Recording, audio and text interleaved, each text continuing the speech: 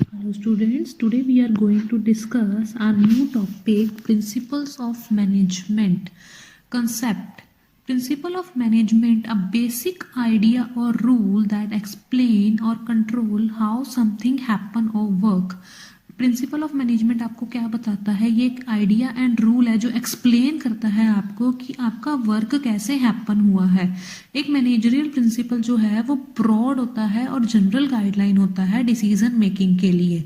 जैसे कि एग्जांपल है आपके पास कि अगर आप किसी का प्रमोशन डिसाइड कर रहे हो किसी भी एम्प्लॉय का, तो आपने क्या कंसीडर करना है कि उसकी सीनियोरिटी कंसीडर कर रहे हो, या आप अदर के लिए क्या फॉलो करोगे? आप प्रिंसिपल ऑफ मेरिट फॉलो कर सकते हो। तो प्रिंसिपल ऑफ मैनेजमेंट की स्टडी काफी इंपॉर्टेंट है। प्रिंसिपल ऑफ मैनेज रिजिड नहीं होते as pure principle like pure science. Principle of management जो है हम उसको क्या कर सकते हैं? डायनामिक है, चेंज कर सकते हैं। तो इसके नेचर क्या है प्रिंसिपल ऑफ मैनेजमेंट के? फर्स्ट है universal applicability. The principle of management are intended to apply to all type of organisation. जो प्रिंसिपल ऑफ मैनेजमेंट है वो बिजनेस में, नॉन बिजनेस में, small as well as large, हर एक ऑर्गेनाइजेशन में अप्लाई होता है। तो ये यूनिवर्सल एप्लीकेबिलिटी है। सेकेंड पॉइंट है इसका general guideline. Principle of management हमें एक गाइडलाइन प्रोवाइड करती है कि हमें अपना एक्शन कैसे परफॉर्म करना है।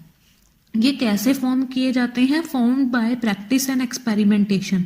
कोई भी पर्टिकुलर पर्सन विदाउट प्रैक्टिस कोई भी प्रिंसिपल नहीं बना सकता। तो प्रिंसिपल ऑफ मैनेजमेंट एक्सपीरियंस से और प्रैक्टिस से बनाए जाते हैं। फ्लेक्सिबल, जो प्रिंसिपल ऑफ मैनेजमेंट है वो फ्लेक्सिबल होते हैं, ये रिजिड नहीं होते। अगर आप कुछ भी चेंज हुआ है मार्केट में तो आप अपने प्रिंसिपल ऑफ मैनेजमेंट को चेंज कर सकते हो। मेनली बिहेवियर, मेनली बिहेवियरल का क्या मतलब है कि मैनेजमेंट प्रिंसिपल क्या करते हैं? मेनली किसके ऊपर डिपेंड होते हैं? ह्यूमन के बिहेवियर के ऊपर। Next, cause and effect relationship. ये हमें क्या पढ़ने में हेल्प करते हैं? Cause and effect, every action has a reaction, तो उसके बेसिस पे हमें हेल्प करते हैं। कंटीजेंट, प्रिंसिपल ऑफ मैनेजमेंट क्या करते हैं? The application of principle of management is contingent और depend upon the prevailing situation at a particular point of time. मतलब जो आपकी प्रिंसिपल ऑफ मैनेजमेंट है वो एक पर्टिकुलर सिचुएशन के ऊपर डिपेंड होती है, और वो सिचुएशन जैसे चेंज होती है वैसे ही principle of management according to the requirement change होते रहते हैं। प्रिंसिपल ऑफ साइंटिफिक मैनेजमेंट, ये आप मार्क कर लो। प्रिंसिपल ऑफ साइंटिफिक मैनेजमेंट हमें किसने दिए? FW टेलर ने। इसने क्या किया? FW Taylor brought about a scientific approach to managing the workforce after his experience with the African and South American slaves employed in a coal field in England। मतलब इसका main M क्या था कि ये चाहता था कि वर्क प्लेस पे हार्मनी बनी रहे, जिससे हमारी ओवरऑल प्रोडक्शन जो है ऑर्गेनाइजेशन की इंक्रीज हो जाए। तो साइंटिफिक मैनेजमेंट वर्ड हमें किसने दिया? FW टेलर ने। Science not rule of thumb. Science rule of thumb का मतलब है कि हमने इसमें क्या करना है? पुरानी ओल्ड फैशन टेक्निक्स को छोड़कर न्यू टेक्निक्स को हमने क्या करना है? अटेम्प्ट करना है, न्यू टेक्निक्स लागू करनी है। तो science not rule of thumb. Harmony not Discord, इसका मतलब है कि क्या होना चाहिए? वर्कर्स एंड मैनेजमेंट में दोनों में हार्मनी होनी चाहिए, दोनों एक दूसरे की इंपॉर्टेंट समझे। जैसे कि एग्जांपल है, जापानीज कंपनीज क्या करती हैं? उनके वर्कर क्या करते हैं? स्ट्राइक पे चले जाते हैं। But if at all they do so, they just wear a black badge and work even more than normal hours. मतलब क्या होता है कि अगर वो क्या करते हैं? स्ट्राइक पे चले गए, इसका मतलब ये नहीं है कि वो स्ट्राइक पे बैठ के वो एक ब्लैक बैच बांध लेते हैं और अपने नॉर्मल वर्क आवर से ज्यादा काम करते हैं, कि ये दिखाने के लिए कि उनका मेन फोकस क्या है? ऑर्गेनाइजेशनल के ऑब्जेक्टिव को फुलफिल करना। तो उनकी भी नीड्स क्या होनी चाहिए? पूरी होनी चाहिए। तो हार्मनी नॉट डिस्कॉर्ड का मतलब है कि हमने वर्कर एंड मैनेजमेंट के बीच में हार्मनी एस्टैब्लिश करनी है। थर्ड है मेंटल रेवोल्यूशन। मेंटल रेवोल्यूशन में क्या आएगा आपके पास कि हमने क्या करना है? वर्कर के वर्क मैनेजमेंट को भी और वर्कर को भी साथ लेकर चलना है। हमने ये नहीं देखना कि वर्कर्स हमारा पार्ट नहीं है, वर्कर्स भी हमारा पार्ट है। अगर हम दोनों को साथ लेकर चलेंगे तभी हमारा प्रॉफिट क्या होगा? इंक्रीज होगा। वर्कर का क्या मोटिव बनता है कि वो अपने सारे एफर्ट्स डाल दें कंपनी में कि ज्यादा से ज्यादा वो प्रॉफिट कमा सके।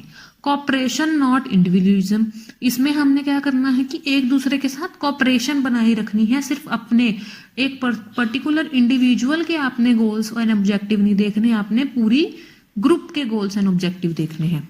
Development of each and every person to his her greatest efficiency and prosperity, इसमें आपने क्या करना है कि पर्टिकुलर जितने भी पर्सन हैं उन सब के डेवलपमेंट हो, ग्रेटेस्ट एफिशिएंसी, और वो एफिशिएंट के साथ साथ अपने वर्क को अच्छी तरह से परफॉर्म भी करें।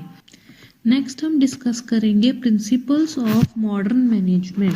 प्रिंसिपल ऑफ मॉडर्न मैनेजमेंट के फादर हैं मिस्टर हेनरी फेयोल। उन्होंने 14 मेजर प्रिंसिपल दिए हैं मैनेजमेंट के, जो प्रैक्टिस करें जिससे हमारी ऑर्गेनाइजेशन सक्सेस को हासिल कर सके। फर्स्ट है आपका division of work. Division of work में क्या आएगा कि जितना भी वर्क है वो स्मॉल टास्क में आपका डिवाइड हो जाएगा। जब स्मॉल टास्क में डिवाइड हो जाएगा तो पर्टिकुलर पर्सन के पास एक काम आएगा, और इससे क्या होगा, वो अपने काम में क्या हो जाएंगे, स्पेशलाइज्ड होने के साथ साथ उनकी एफिशिएंसी इंक्रीज हो जाएगी। सेकंड है ऑथोरिटी एंड रिस्पॉन्सिबिलिटी। एक मैनेजर क्या करता है, सबसे पहले सबऑर्डिनेट को ऑथोरिटी प्रोवाइड करता है, जैसे आपको डायग्राम में शो हो रहा है। ऑथोरिटी का एग्जाम्पल है कि मैंने या किसी भी मैनेजर ने एक सुपरवाइजर को अथॉरिटी दी कि तुम बाकी लोगों का काम देख सकते हो, और उसने साथ में उसको अथॉरिटी के साथ साथ रिस्पॉन्सिबिलिटी भी डेलीगेट की जाती है। अब अगर मैंने किसी को अथॉरिटी दी है या किसी मैनेजर ने अथॉरिटी दी है, then the subordinate become accountable to the manager. जो सबऑर्डिनेट है वो मैनेजर को अकाउंटेबल हो जाएगा। नेक्स्ट है थर्ड डिसिप्लिन।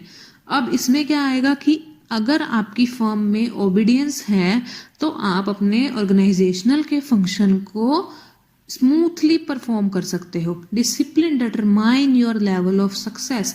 जितना ज्यादा आप डिसिप्लिन रहोगे उतनी ही ज्यादा आप सक्सेस को अचीव कर सकते हो।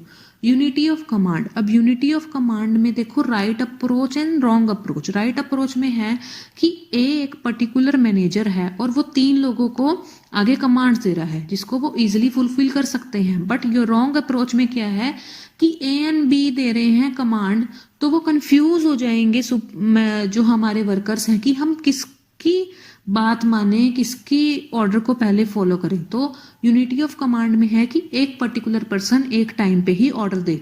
Unity of direction. Unity of direction में क्या आएगा, there should be one plan of action for them and they should be under the control of one manager. That means कि एक ही प्लान हो और एक ही मैनेजर ऑर्डर दे, डायरेक्शन दे, जिसको फुलफिल कौन करेगा, हमारा subordinate. Subordination of individual interest to mutual interest. इसमें क्या आएगा आपके पास, आपने अपने पर्सनल इंटरेस्ट, पर्सनल कंसिडरेशन के ऊपर आपने कंपनी के ऑब्जेक्टिव्स को पहले रखना है, कंपनी के ऑब्जेक्टिव्स को पहले फुलफिल करना है। Next remuneration. रेम्यूनरेशन में क्या आएगा कि वर्कर्स को सफिशिएंटली अमाउंट पे करनी है आपने, कि अगर आप उनसे 8 आवर का वर्क ले रहे हो तो उस वर्क की जो सैलरी, जो बोनस बनता है, आपने सफिशिएंट पे करना है। अगर रेम्यूनरेशन फेयर नहीं होती, रीजनेबल नहीं होती, तो जो पर्सन है वो लेथार्जिक बन जाते हैं और वो अपनी टर्नओवर, एम्प्लॉय टर्नओवर करने लग जाते हैं, जॉब छोड़ के जाने लग जाते हैं। तो रेम्यूनरेशन एक इंपॉर्टेंट पार्ट करता है। The degree of centralisation. Centralisation का मतलब है, centralisation implies the concentration of decision making authority the top management. That means कि इसमें टॉप मैनेजमेंट जो है वो डिसीजन लेती है, और ये किसके ऊपर डिपेंड होता है, on the company size. Line of authority scalar chain. Scalar chain में क्या होता है कि इसमें जो हमारे पास अथॉरिटी है, इसमें आपके पास एग्जांपल है कि ए अथॉरिटी है, ए बी को देगा अथॉरिटी, बी सी को, सी डी को, और जो आगे अगर इन्होंने अपना कुछ फीडबैक देनी है तो डी सी को, सी बी को एंड देन ए को।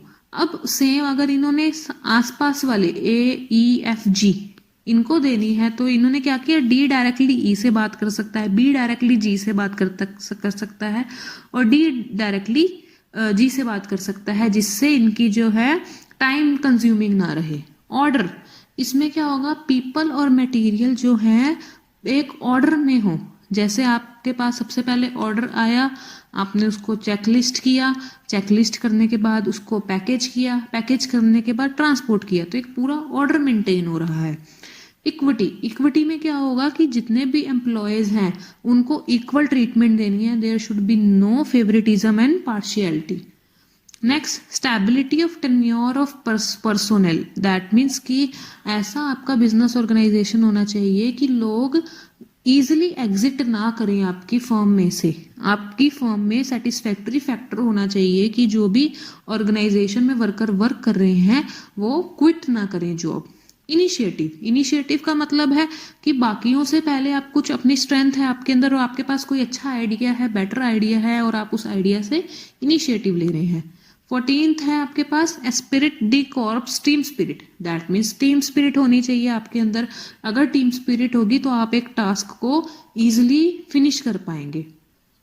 Significance importance of principle of management, अब इसकी इंपॉर्टेंस क्या है आपके पास, providing managers with useful insight into reality. Principle of management क्या करेंगे, रियल लाइफ सिचुएशन को फेस करने में हेल्प करेंगे। इसमें एग्जांपल है कि एक मैनेजर अपनी लीव रूटीन डिसीजन क्या कर सकता है, अपने सबऑर्डिनेट्स को दे सकता है। इससे क्या होगा, जो सबऑर्डिनेट्स हैं उनके अंदर क्या होगी, इनिशिएटिव कर सकते हैं और वो भी अच्छे डिसीजन ले सकते हैं। Then optimum utilisation of resources, जितने भी रिसोर्सेज हैं वो कॉज एंड इफेक्ट की रिलेशनशिप की वजह से अच्छी तरह से यूटिलाइज होंगे और जो भी हमारे वेस्टेज नहीं होगी, वेस्टेज रिड्यूस होगी। साइंटिफिक डिसीजन, हम इसमें साइंटिफिक डिसीजन लेंगे बिकॉज इसके ऊपर लॉजिक है रादर देन ब्लाइंड फेथ। हम लॉजिकली इसको फॉलो कर रहे हैं, ना कि इसको अंधाधुंध फॉलो कर रहे हैं।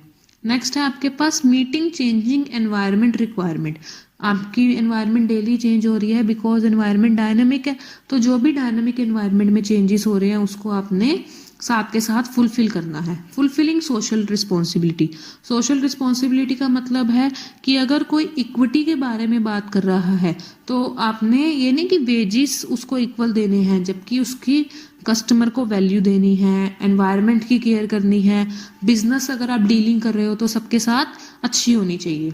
Management training, education and research, इसमें क्या है कि आपने research and development, the principle act as base for R&D in management studies, provide basic ground work for development of managers. R&D जो सेक्टर है हमारे डेवलपमेंट ऑफ मैनेजर के लिए काफ़ी अच्छा वो ग्राउंड वर्क प्रोवाइड करता है।